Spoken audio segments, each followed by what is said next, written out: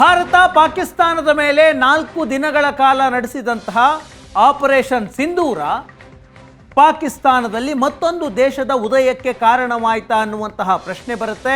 ಯಾಕಂದ್ರೆ ಬಲೂಚ್ ಪ್ರತ್ಯೇಕತಾವಾದಿಗಳು ಬಲೂಚಿಸ್ತಾನವನ್ನ ಪ್ರತ್ಯೇಕ ದೇಶ ಅಂತ ಘೋಷಣೆ ಮಾಡಿಕೊಂಡಿದ್ದಾರೆ. ಅಂದ್ರೆ ನಾವು ಸ್ವತಂತ್ರಗೊಂಡಿದ್ದೀವಿ ಪಾಕಿಸ್ತಾನದಿಂದ ಅಂತ ಘೋಷಣೆ ಮಾಡ್ಕೊಳ್ತಾ ಇದ್ದಾರೆ. ತಮ್ಮದು ಪ್ರತ್ಯೇಕ ದೇಶ ಅಂತ ಬಲೂಚಿಗಳು ಘೋಷಣೆ ಮಾಡಿಕೊಂಡಿದ್ದಾರೆ. ಭಾರತದ ಸಹಾಯವನ್ನ ಕೇಳ್ತಾ ಇದ್ದಾರೆ. ಪಾಕಿಸ್ತಾನದಿಂದ ನಾವು ಸ್ವತಂತ್ರಗೊಂಡಿದ್ದೀವಿ, ನಮ್ಮದು ಪ್ರತ್ಯೇಕವಾದಂತಹ ಹೊಸ ದೇಶ ಅಂತ ಬಲೂಚಿಗಳು ಘೋಷಣೆ ಮಾಡಿಕೊಂಡಿದ್ದಾರೆ. ರಿಪಬ್ಲಿಕ್ ಆಫ್ ಬಲೂಚಿಸ್ತಾನ ಬಲೂಚಿಸ್ತಾನದ ಹೊಸ ಹೆಸರು. ಈ ಹೊಸ ಹೆಸರಿನಲ್ಲಿ ಹೊಸ ದೇಶ ಘೋಷಣೆಯಾಗಿದೆ. ಪಾಕಿಸ್ತಾನದ ಒಳಗೆ ಒಂದು ಹೊಸ ದೇಶ ಹುಟ್ಟುಕೊಂಡಿದೆ, ಅದು ಬಲೂಚಿಸ್ತಾನ. ಹಾಗಿದ್ರೆ ಮತ್ತೆ ಪಾಕಿಸ್ತಾನ ಈ ಭಾಗದ ಅಂಚಿಗೆ ತಲುಪಿದೆಯಾ?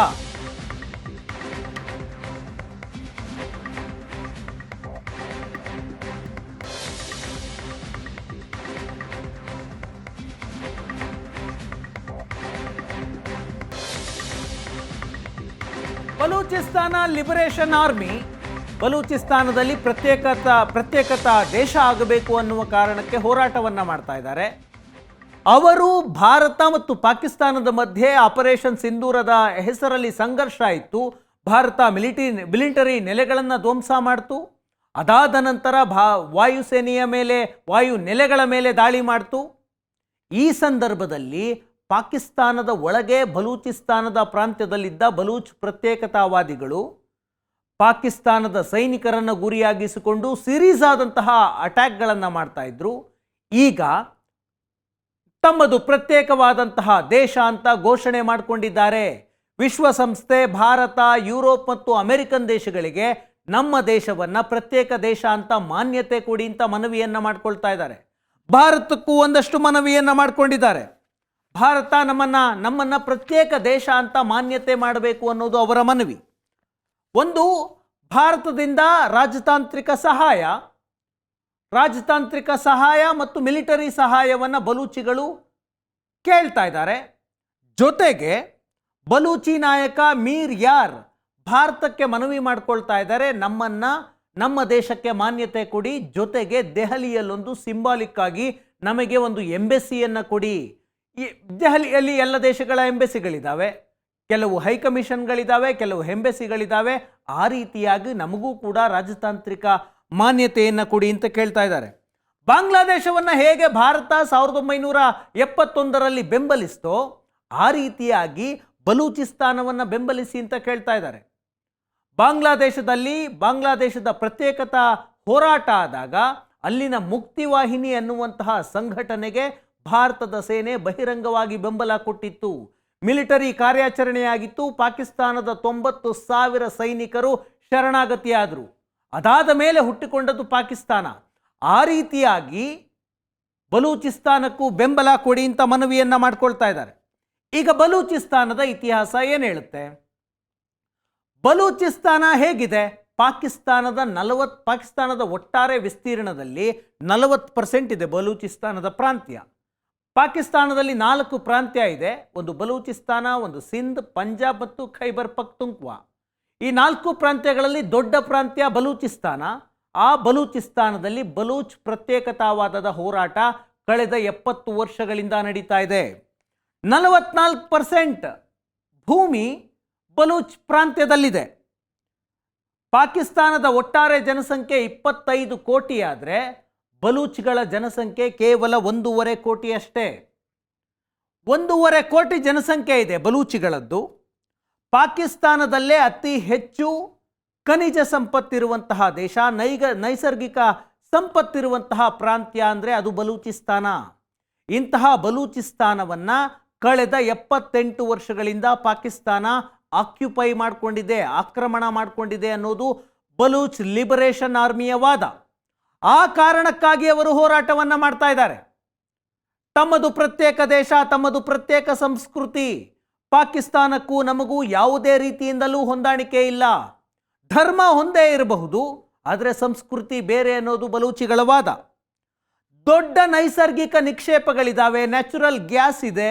ಬಲೂಚಿಸ್ತಾನವನ್ನು ಸಮರ್ಥವಾಗಿ ಪಾಕಿಸ್ತಾನ ಇಷ್ಟು ವರ್ಷಗಳಲ್ಲಿ ಬಳಸಿಕೊಂಡಿದ್ದೇ ಆದರೆ ಇವತ್ತಿನ ದಿವಾಳಿಯ ಅಂಚಿಗೆ ಪಾಕಿಸ್ತಾನ ಬರ್ತಾ ಇರಲಿಲ್ಲ. ಆ ಕಾರಣದಿಂದಾಗಿ ಕೆಟ್ಟದಾಗಿ ಬಲೂಚಿಗಳನ್ನು ಪಾಕಿಸ್ತಾನ ನಡೆಸಿಕೊಳ್ತಿದೆ ಅನ್ನುವ ಆಕ್ರೋಶದ ಕಾರಣಕ್ಕಾಗಿ ಬಲೂಚಿಸ್ತಾನದಲ್ಲಿ ಪ್ರತ್ಯೇಕತಾವಾದದ ಹೋರಾಟ ನಡೀತಾ ಇತ್ತು. ಪಾಕಿಸ್ತಾನದ ಸೇನೆ ತನ್ನದೇ ಪ್ರಜೆಗಳ ವಿರುದ್ಧ ಬಲೂಚಿಸ್ತಾನದಲ್ಲಿ ಹೋರಾಟ ಮಾಡ್ತಾ ಇದೆ.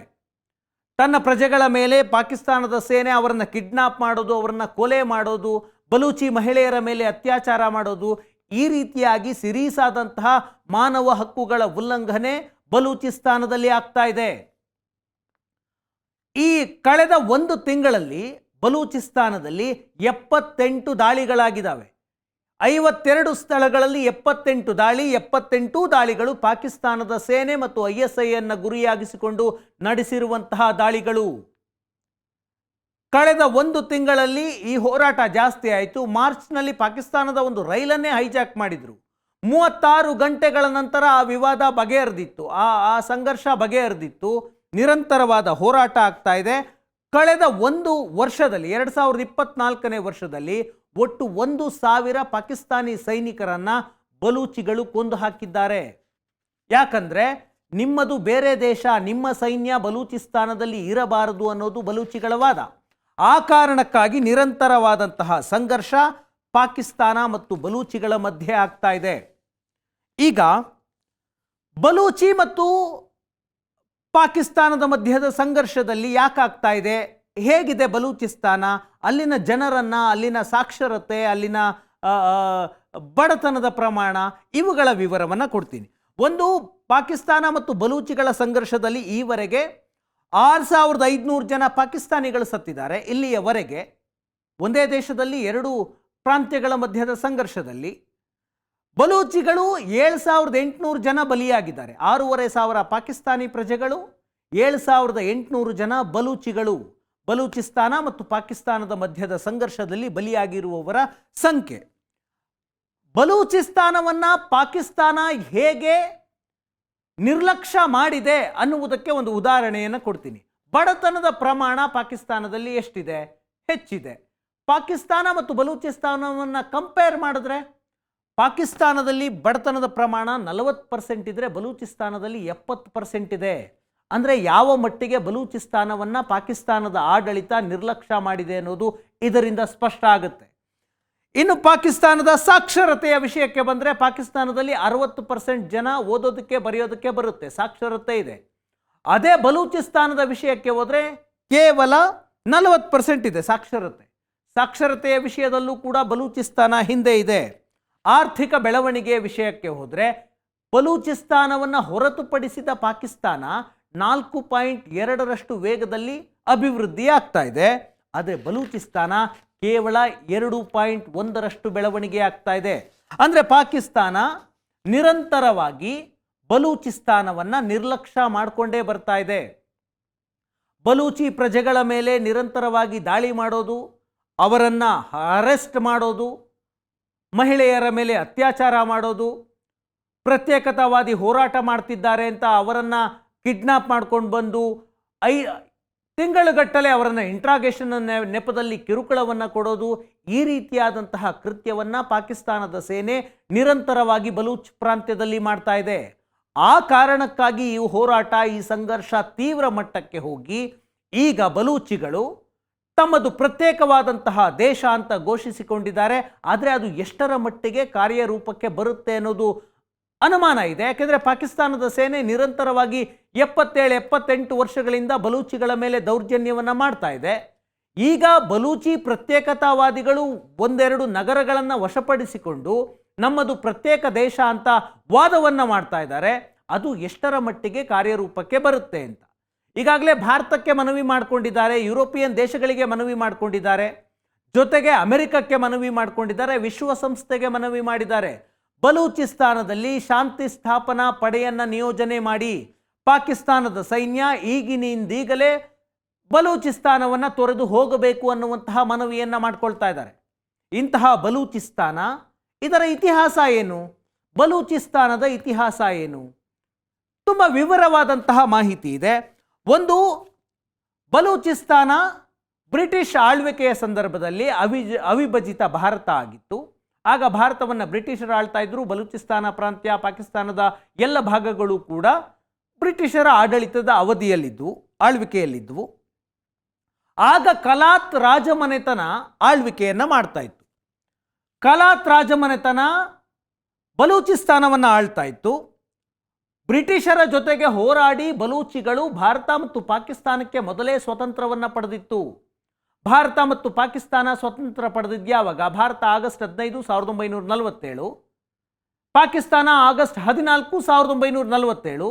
ಆದರೆ ಆಗಸ್ಟ್ 11ನೇ ತಾರೀಕು 1947 ಬಲೂಚಿಸ್ತಾನ ಬ್ರಿಟಿಷರಿಂದ ಸ್ವತಂತ್ರ ಪಡೆದು ಪ್ರತ್ಯೇಕ ದೇಶ ಆಗಿತ್ತು. ಬಲೂಚಿಸ್ತಾನ ಪ್ರತ್ಯೇಕ ದೇಶ ಆಗಬೇಕು ಅಂತ ಸ್ವತಃ ಮಹಮ್ಮದ್ ಅಲಿ ಜಿನ್ನಾ ಬ್ರಿಟಿಷರ ಮುಂದೆ ವಾದ ಮಂಡನೆ ಮಾಡಿದ್ರು. ಜಿನ್ನಾ ಲಾಯರ್, ಅವರು ವಾದ ಮಂಡನೆ ಮಾಡಿದ್ರು. ಅವರ ವಾದ ಏನಾಗಿತ್ತು? ಬಲೂಚಿಗಳಿಗೂ ಪಾಕಿಸ್ತಾನಿಯರಿಗೂ ವ್ಯತ್ಯಾಸ ಇದೆ. ಬಲೂಚಿಗಳಿಗೂ ಪಾಕಿಸ್ತಾನಿಯರಿಗೂ ವ್ಯತ್ಯಾಸ ಇದೆ. ಬಲೂಚಿ ಸಂಸ್ಕೃತಿಗೂ ಭಾರತದ ಸಂಸ್ಕೃತಿಗೂ ಪಾಕಿಸ್ತಾನಿಯರ ಸಂಸ್ಕೃತಿಗೂ ವ್ಯತ್ಯಾಸ ಇದೆ. ಆ ಕಾರಣಕ್ಕಾಗಿ ಬಲೂಚಿಸ್ತಾನವನ್ನು ಪ್ರತ್ಯೇಕ ದೇಶ ಮಾಡಬೇಕು ಅಂತ ಮಹಮ್ಮದ್ ಅಲಿ ಜಿನ್ನಾ ವಾದವನ್ನು ಮಾಡಿದ್ರು ಬ್ರಿಟಿಷರ ಮುಂದೆ. ಈ ವಾದವನ್ನು ಬ್ರಿಟಿಷ್ ಸರ್ಕಾರ ಒಪ್ಪಿ ಬಲೂಚಿಸ್ತಾನವನ್ನು ಪ್ರತ್ಯೇಕ ದೇಶವನ್ನಾಗಿ ಘೋಷಣೆ ಮಾಡಿತು. ಆಗ ಕಲಾತ್ನ ರಾಜಮನೆತನ ಅಹಮದ್ ಯಾರ್ ಖಾನ್ ಆಳ್ವಿಕೆ ಮಾಡ್ತಾ ಇದ್ರು ಬಲೂಚಿಸ್ತಾನವನ್ನು. ಅಹಮದ್ ಯಾರ್ ಖಾನ್ ತಮ್ಮ ದೇಶವನ್ನು ಸ್ವತಂತ್ರ ಬಲೂಚಿಸ್ತಾನ ಅಂತ ಘೋಷಣೆ ಮಾಡಿಕೊಳ್ತಾರೆ. ಪಾಕಿಸ್ತಾನ ಒಪ್ಕೊಳ್ಳುತ್ತೆ, ಭಾರತ ಒಪ್ಕೊಳ್ಳುತ್ತೆ, ಜೊತೆಗೆ ಬ್ರಿಟಿಷರು ಕೂಡ ಒಪ್ಕೊಳ್ತಾರೆ. 1947ರಲ್ಲಿ ಬಲೂಚಿಸ್ತಾನ ಸ್ವತಂತ್ರ ಆಗುತ್ತೆ. ಆದರೆ 1948 ಪಾಕಿಸ್ತಾನದ ಸೈನ್ಯ ಬಲೂಚಿಸ್ತಾನಕ್ಕೆ ನುಗ್ಗುತ್ತೆ. ಬಲೂಚಿಸ್ತಾನವನ್ನು ಬಲವಂತವಾಗಿ ಆಕ್ಯುಪೈ ಮಾಡಿಕೊಳ್ಳುತ್ತೆ. ಯಾವ ಮಹಮ್ಮದ್ ಅಲಿ ಜಿನ್ನಾ ಬಲೂಚಿಗಳು ಪ್ರತ್ಯೇಕತೆ ಇರಬೇಕು, ಅವರು ಪ್ರತ್ಯೇಕ ದೇಶದಲ್ಲಿರಬೇಕು ಅಂತ ವಾದ ಮಾಡಿದ್ರೋ, ಅವರದ್ದೇ ಪಾಕಿಸ್ತಾನ ಬಲೂಚಿಸ್ತಾನದ ಮೇಲೆ ದಾಳಿ ಮಾಡಿ ವಶಪಡಿಸಿಕೊಳ್ತು. ಬಲೂಚಿಸ್ತಾನದ 60% ಭೂಭಾಗವನ್ನು ಪಾಕಿಸ್ತಾನ ವಶಪಡಿಸಿಕೊಳ್ಳುತ್ತೆ. ಇದು 1948ರಲ್ಲಿ. ಅದಾದ ನಂತರ ಉಳಿದ ಜಾಗ 40% ಜಾಗವನ್ನು, ಉಳಿದ 30% ಜಾಗವನ್ನು, ಬಲೂಚಿಸ್ತಾನದ ಜಾಗವನ್ನು ಇರಾನ್ 1970ರಲ್ಲಿ ಆಕ್ಯುಪೈ ಮಾಡಿಕೊಳ್ಳುತ್ತೆ. ಹಾಗೆ ಸ್ವತಂತ್ರ ದೇಶವಾಗಿದ್ದಂತಹ ಬಲೂಚಿಸ್ತಾನ ಕೇವಲ 1 ವರ್ಷದಲ್ಲಿ ಪಾಕಿಸ್ತಾನ ಮತ್ತು ಇರಾನ್ನ ಮಧ್ಯೆ ಹರಿದು ಹಂಚಿ ಹೋಗುತ್ತೆ. ಇದು ಬಲೂಚಿಸ್ತಾನದ ಇತಿಹಾಸ. ಬಲೂಚಿಸ್ತಾನ ಪ್ರತ್ಯೇಕ ದೇಶವಾಗಿದ್ದನ್ನ ಹೇಗೆ ಪಾಕಿಸ್ತಾನ ನಮ್ಮ ಕಾಶ್ಮೀರದ ಒಂದು ಭಾಗವನ್ನು ಆಕ್ಯುಪೈ ಮಾಡಿಕೊಳ್ತೋ, ಭಾರತಕ್ಕೆ ನಂಬಿಕೆ ದ್ರೋಹವನ್ನು ಬಗೆದು, ಅದೇ ರೀತಿಯಲ್ಲೇ ಬಲೂಚಿಸ್ತಾನವನ್ನು ಕೂಡ ಪಾಕಿಸ್ತಾನ ಆಕ್ಯುಪೈ ಮಾಡಿಕೊಳ್ತು 1948ರಲ್ಲಿ. ಆಗ ಬಲೂಚಿಗಳು ಬ್ರಿಟಿಷ್ ಸರ್ಕಾರಕ್ಕೆ ಮನವಿಯನ್ನು ಮಾಡಿಕೊಳ್ತಾರೆ, ನೀವು ಮಧ್ಯಪ್ರವೇಶ ಮಾಡಿ ಅಂತ.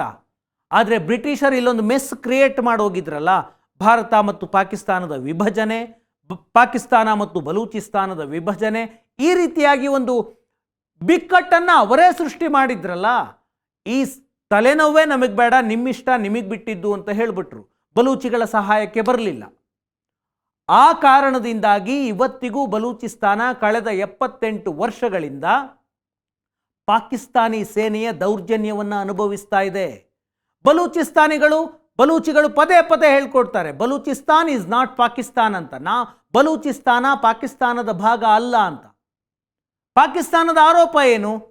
ಬಲೂಚಿಸ್ತಾನದ ಪ್ರತ್ಯೇಕತಾವಾದಿ ಹೋರಾಟಕ್ಕೆ ಭಾರತ ಬೆಂಬಲ ಕೊಡ್ತಾ ಇದೆ. ಬಲೂಚಿಗಳು ಪಾಕಿಸ್ತಾನ ಸೇನೆಯನ್ನು ಗುರಿಯಾಗಿಸಿ ದಾಳಿ ಮಾಡಿದ್ರೆ ಆ ದಾಳಿಗೆ ಭಾರತ ಬೆಂಬಲ ಕೊಡುತ್ತೆ ಅಂತ ಪದೇ ಪದೇ ಆರೋಪ ಮಾಡ್ತಾರೆ. ಆ ಆರೋಪವನ್ನು ಭಾರತ ಇದುವರೆಗೂ ಸ್ಪಷ್ಟವಾಗಿ ನಿರಾಕರಿಸ್ತಾ ಇದೆ. ಈಗ ಬಲೂಚಿಸ್ತಾನ ನಾವು ಪ್ರತ್ಯೇಕ ದೇಶ ಅಂತ ಘೋಷಣೆ ಮಾಡ್ಕೊಂಡಿದ್ದೀವಿ, ಭಾರತ ನಮ್ಮ ನೆರವಿಗೆ ಬರಬೇಕು.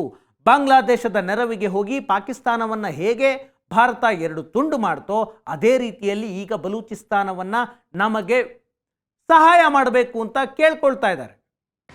ಬಲೂಚಿಸ್ತಾನ ಪ್ರತ್ಯೇಕ ದೇಶ ಅಂತ ಈಗ ಘೋಷಿಸಿಕೊಳ್ತಾ ಇದೆ. ಬಲೂಚಿಸ್ತಾನಕ್ಕೆ ಭಾರತ ಸಹಾಯ ಮಾಡಬೇಕು ಅಂತ ಬಲೂಚಿ ಪ್ರತ್ಯೇಕತಾವಾದಿಗಳು ಮನವಿಯನ್ನು ಮಾಡ್ಕೊಳ್ತಾ ಇದ್ದಾರೆ. ಹಾಗಿದ್ರೆ 78 ವರ್ಷದ ಹಿಂದೆ ಏನಾಗಿತ್ತು? ಬಲೂಚಿಸ್ತಾನ ಭಾರತದ ಭಾಗವಾಗ್ತೀವಿ ಅಂತ ಮನವಿಯನ್ನ ಮಾಡಿಕೊಂಡಿತ್ತು. ಆ ಮನವಿಯನ್ನ ನೆಹರು ನಿರಾಕರಿಸಿದ್ರು. ಯಾಕೆ? ಒಂದು, ಪಾಕಿಸ್ತಾನ ಸ್ವತಂತ್ರ ದೇಶವಾದ ಮೇಲೆ ಮೊಹಮ್ಮದ್ ಅಲಿ ಜಿನ್ನಾ ತಮ್ಮ ನಿಲುವನ್ನು ಬದಲಿಸಿಕೊಳ್ತಾರೆ, ವರಸೆಯನ್ನು ಬದಲಿಸ್ತಾ ಇದ್ದಾರೆ. ಪಾಕಿಸ್ತಾನದ ಜೊತೆಗೆ ಬಲೂಚಿಸ್ತಾನ ವಿಲೀನ ಆಗಲಿ ಎನ್ನುವಂತಹ ವಾದವನ್ನು ಮುಂದಿಡ್ತಾರೆ. ಪಾಕಿಸ್ತಾನದ ಜೊತೆಗೆ ಒಪ್ಪಂದಕ್ಕೆ ಸಹಿ ಹಾಕಿ ಅಂತ ಒತ್ತಡವನ್ನು ಏರ್ತಾರೆ ಮೊಹಮ್ಮದ್ ಅಲಿ ಜಿನ್ನಾ. ಈ ಸಂದರ್ಭದಲ್ಲಿ ಕಲಾತ್ ರಾಜಮನೆತನ ಬಲೂಚಿಸ್ತಾನವನ್ನು ಆಳ್ತಾ ಇರುತ್ತೆ. ಕಲಾತ್ನ ರಾಜ ಭಾರತಕ್ಕೆ ಮನವಿಯನ್ನ ಮಾಡ್ತಾನೆ. ಭಾರತದ ಪ್ರಧಾನಿ ನೆಹರು ಅವರಿಗೆ ಮನವಿಯನ್ನ ಮಾಡ್ಕೊಳ್ತಾನೆ, ದಯವಿಟ್ಟು ನಮ್ಮನ್ನ ಭಾರತಕ್ಕೆ ಸೇರಿಸಿಕೊಳ್ಳಿ, ನಾವು ಭಾರತದ ಭಾಗವಾಗ್ತೀವಿ ಅಂತ ಬಲೂಚಿಸ್ತಾನದ ರಾಜ ಮನವಿಯನ್ನ ಮಾಡ್ಕೊಳ್ತಾನೆ. ಆದರೆ ಆ ಮನವಿಯನ್ನ ನೆಹರು ಅವರು ಒಪ್ಕೊಳ್ಳೋದಿಲ್ಲ. ನೆಹರು ಅವರ ನಿಲುವೇನಾಗಿರುತ್ತೆ? ಒಂದು ವೇಳೆ ಬಲೂಚಿಸ್ತಾನ ಭಾರತದ ಭಾಗವಾದರೆ ಪಾಕಿಸ್ತಾನದಲ್ಲಿ ಸ್ಥಿರತೆ ಇರೋದಿಲ್ಲ. ಆ ಕಾರಣಕ್ಕಾಗಿ ಬಲೂಚಿಸ್ತಾನ ಪಾಕಿಸ್ತಾನದ ಭಾಗವಾಗಿ ಇರಬೇಕು ಅನ್ನೋದು ನೆಹರು ಸರ್ಕಾರದ ನಿಲುವಾಗಿತ್ತು. ಆ ಕಾರಣದಿಂದ 78 ವರ್ಷಗಳ ಹಿಂದೆ ಬಲೂಚಿಸ್ತಾನ ಭಾರತದ ಭಾಗವಾಗುವಂತಹ ಅವಕಾಶವನ್ನು ಕಳೆದುಕೊಳ್ತು. ಅಷ್ಟಾದ ಮೇಲೂ ಕೂಡ 78 ವರ್ಷಗಳಿಂದ ನಿರಂತರವಾಗಿ ಹೋರಾಟ ಮಾಡ್ತಾ ಇದ್ದಾರೆ ಬಲೂಚಿಗಳು. ಭಾರತದ ಸಹಾಯವನ್ನು ಈಗಲೂ ಕೇಳ್ತಾ ಇದ್ದಾರೆ. ಕಳೆದ 1 ವಾರ 10 ದಿನದಿಂದ ನಿರಂತರವಾಗಿ ರಿಪಬ್ಲಿಕ್ ಆಫ್ ಬಲೂಚಿಸ್ತಾನ ಅನ್ನುವ ಹೆಸರು ಟ್ರೆಂಡ್ ಆಗ್ತಾ ಇದೆ ಸೋಷಿಯಲ್ ಮೀಡಿಯಾಗಳಲ್ಲಿ. ಭಾರತ ಬೆಂಬಲಿಸಬೇಕು ಬಲೂಚಿಗಳನ್ನು, ಬಲೂಚಿ ಪ್ರತ್ಯೇಕತಾವಾದಿಗಳನ್ನು ಅಂತ. ಈ ಆಪರೇಷನ್ ಸಿಂಧೂರ ಆಯ್ತಲ್ಲ, ಆಪರೇಷನ್ ಸಿಂಧೂರದ ಸಮಯದಲ್ಲಿ ಬಲೂಚ್ ಪ್ರತ್ಯೇಕತಾವಾದಿಗಳು ಭಾರತದ ಪರವಾಗಿ ನಿಂತು ತಮ್ಮ ಅಭಿಪ್ರಾಯವನ್ನು ವ್ಯಕ್ತಪಡಿಸಿದ್ರು. ಇವಾಗ ಹೇಗೆ 2 ದೇಶಗಳ ಮಧ್ಯೆ ಯುದ್ಧ ಆಗುತ್ತೋ ಶಸ್ತ್ರಾಸ್ತ್ರಗಳ ಮೂಲಕ, ಅದೇ ರೀತಿ ಡಿಜಿಟಲ್ ವಾರ್ಫೇರ್ ಕೂಡ ಆಗುತ್ತೆ. ಪಾಕಿಸ್ತಾನದ ಸೇನೆ ಭಾರತದ ಅಷ್ಟು ವಾಯುನೆಲೆಗಳನ್ನು ಧ್ವಂಸ ಮಾಡಿಬಿಟ್ಟಿದ್ದೀವಿ, ಅಷ್ಟು ಜನ ಸತ್ತಿದ್ದಾರೆ, S-400 ಹೊಡೆದಾಕ್ಬಿಟ್ಟಿದ್ದೀವಿ, ಈ ರೀತಿಯ ಹೇಳಿಕೆಗಳನ್ನು ಕೊಟ್ಟಾಗ ಒಂದು ಡಿಜಿಟಲ್ ವಾರ್ಫೇರ್ ಆಯಿತು. ಆ ಡಿಜಿಟಲ್ ವಾರ್ಫೇರ್ನಲ್ಲಿ ಭಾರತದ ಪರವಾಗಿ ಬಲೂಚಿಗಳು ನಿಂತರು. 1948ರಲ್ಲಿ ನೆಹರು ಸರ್ಕಾರ ಒಪ್ಕೊಳ್ಳಿಲ್ಲ. ಪಾಕಿಸ್ತಾನದ ಸ್ಥಿರತೆಗೆ ಅಡ್ಡಿಯಾಗುತ್ತೆ ಬಲೂಚಿಸ್ತಾನ ಏನಾದರೂ ಭಾರತಕ್ಕೆ ಸೇರಿದ್ರೆ. ಹಾಗಾಗಿ ಮೊಹಮ್ಮದ್ ಅಲಿ ಜಿನ್ನಾ ಅವರು ಹೇಳಿದಂತೆ ಬಲೂಚಿಸ್ತಾನ ಪಾಕಿಸ್ತಾನದ ಭಾಗವಾಗಬೇಕು ಅನ್ನೋದು ಅವತ್ತಿನ ಪ್ರಧಾನಿ ನೆಹರು ಅವರ ನಿಲುವಾಗಿತ್ತು. ಅದಾದ ನಂತರ ಬಲೂಚಿಸ್ತಾನದ ಮೇಲೆ ಪಾಕಿಸ್ತಾನ ದಾಳಿ ಮಾಡುತ್ತೆ. ದಾಳಿ ಮಾಡಿ ಬಲವಂತವಾಗಿ ಬಲೂಚಿಸ್ತಾನದ ಪ್ರಾಂತ್ಯವನ್ನು ವಶಪಡಿಸಿಕೊಳ್ಳುತ್ತೆ. ಹಾಗೆ ವಶಪಡಿಸಿಕೊಂಡ ಬಲೂಚಿಸ್ತಾನವನ್ನು ನಿರಂತರವಾಗಿ ಪಾಕಿಸ್ತಾನ ದೌರ್ಜನ್ಯ ದಬ್ಬಾಳಿಕೆ ಮಾಡ್ತಾ ಇದೆ. ಆ ಕಾರಣಕ್ಕಾಗಲ್ಲೊಂದು ಪಾಕಿಸ್ತಾನದ ಒಳಗೆ ಬಲೂಚ್ ಬೆಂಕಿ ಇದೆ. 78 ವರ್ಷಗಳ ಹಿಂದೆ ಭಾರತ ಮಾಡಿದ ಆ ನಿರ್ಧಾರ ಪಾಕಿಸ್ತಾನ ಮತ್ತೊಂದು ಬಲಯುತ ರಾಷ್ಟ್ರವಾಗುವಂತೆ ಬೆಳೆಯುವಂತೆ ಮಾಡಿತು. 1971ರಲ್ಲಿ ಇಂದಿರಾ ಗಾಂಧಿ ಪಾಕಿಸ್ತಾನವನ್ನು 2 ತುಂಡು ಮಾಡಿದ್ರು. ಪಾಕಿಸ್ತಾನ ಮತ್ತು ಬಾಂಗ್ಲಾದೇಶ ಆಗಿ ಬದಲಾಯಿತು. ಅದೇ 1948ರಲ್ಲಿ ನೆಹರು ನಿರ್ಧಾರ ಮಾಡಿದರೆ ಅವತ್ತಿಗೆ ಬಲೂಚಿಸ್ತಾನ ಪಾಕಿಸ್ತಾನದಿಂದ ಪ್ರತ್ಯೇಕವಾಗ್ತಾ ಇತ್ತು ಅಥವಾ ಭಾರತದ ಭಾಗ ಆಗ್ತಾ ಇತ್ತು. ನೆಹರು ಸರ್ಕಾರ ಏನು ಹೇಳುತ್ತೆ? ಭೌಗೋಳಿಕವಾಗಿ ಬಲೂಚಿಸ್ತಾನದ ಭೂಮಿ ಭಾರತದ ಜೊತೆಗಿಲ್ಲ. ಅಫ್ಕೋರ್ಸ್ ಮ್ಯಾಪ್ ನೋಡಿದ್ರೆ ಸ್ಪಷ್ಟವಾಗಿ ಗೊತ್ತಾಗುತ್ತೆ ಭೌಗೋಳಿಕವಾಗಿ ಇಲ್ಲ. ಆದರೆ ಈಗ ಅಮೆರಿಕದ ಒಂದು ರಾಜ್ಯ ಇದೆ ಅಲಸ್ಕಾ ಅಂತ. ಅಮೆರಿಕ ಮೈನ್ಲ್ಯಾಂಡ್ನಿಂದ ಅಲಸ್ಕಾ ಸಾವಿರಾರು ಕಿಲೋಮೀಟರ್ ದೂರ ಇದೆ, ಆದರೂ ಕೂಡ ಅದು ಅಮೆರಿಕದ ಭಾಗ. ಬ್ರಿಟಿಷರು ಜಗತ್ತಿನ ಹಲವು ದೇಶಗಳಲ್ಲಿ ಆಳ್ವಿಕೆಯನ್ನು ಮಾಡಿದ್ರಲ್ಲ, ಆಡಳಿತ ಮಾಡಿದ್ರಲ್ಲ. ಈಗಲೂ ಬ್ರಿಟಿಷರ ಒಂದಷ್ಟು ದ್ವೀಪಗಳು ಬ್ರಿಟನ್ನಿಂದ ಸಾವಿರಾರು ಕಿಲೋಮೀಟರ್ ದೂರದಲ್ಲಿದ್ದಾವೆ. ಫ್ರಾನ್ಸ್ನ ಆಳ್ವಿಕೆಯಲ್ಲಿರುವಂತಹ ಒಂದಷ್ಟು ದ್ವೀಪಗಳು ಫ್ರಾನ್ಸ್ನಿಂದ ಸಾವಿರಾರು ಕಿಲೋಮೀಟರ್ಗಳ ದೂರ ಇದ್ದಾವೆ. ಭಾರತದ ಗುಜರಾತ್ನ ಕರಾವಳಿಯಿಂದ ಬಲೂಚಿಸ್ತಾನ ಕೇವಲ 300ರಿಂದ 400 ಕಿಲೋಮೀಟರ್ ದೂರದಲ್ಲಿರುವಂತಹ ಪ್ರಾಂತ್ಯ. ಒಂದು ವೇಳೆ ಅವತ್ತಿಗೆ ನೆಹರು ಒಪ್ಪಿಕೊಂಡಿದ್ರೆ ಬಲೂಚಿಸ್ತಾನ ಭಾರತದ ಭಾಗವಾಗ್ತಿತ್ತು, ಇಲ್ಲವೇ ಪ್ರತ್ಯೇಕ ದೇಶವಾಗಿ ಬದಲಾಗ್ತಾ ಇತ್ತು. ಅದು ಆಗಲಿಲ್ಲ.